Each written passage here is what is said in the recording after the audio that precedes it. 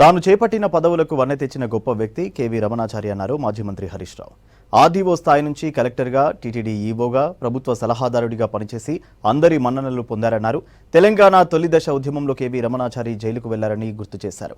హైదరాబాద్ నాంపల్లి తెలుగు విశ్వవిద్యాలయంలో విద్యాశంకర భారతి స్వామితో కలిసి కేవీ రమణాచారి రాసిన హరే శ్రీనివాస పుస్తకాన్ని రిలీజ్ చేశారు హరీష్ రావు. ఈ కార్యక్రమంలో పాల్గొనడం నాకు చాలా సంతోషంగా ఉంది.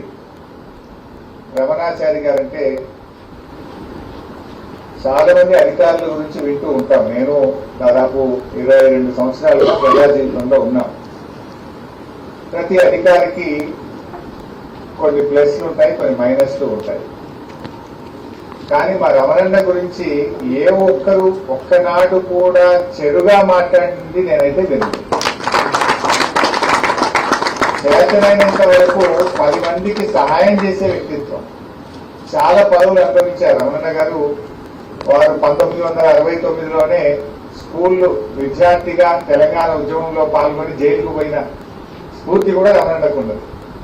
సో అధికారిగా కూడా ఎంతో బాగా ఒక ఆర్డీఓ నుంచి, గడప కలెక్టర్ నుంచి, తిరుమల తిరుపతి దేవస్థానం ఈవో నుంచి, తెలంగాణ రాష్ట్రంలో తొలి ముఖ్యమంత్రి కేసీఆర్ గారి ప్రభుత్వంలో ప్రభుత్వ సలహాదారుడిగా కూడా పనిచేశారు. ఆయనలో నేను ఒక కలెక్టర్ను, నేను ఒక ఐఏఎస్ అధికారిని అనే అహంకారం విచ్చెత్తు కూడా మనం ఎప్పుడూ గమనించాం, ఎప్పుడు కూడా చూడం. చాలా సున్నితమైన వ్యక్తిత్వం.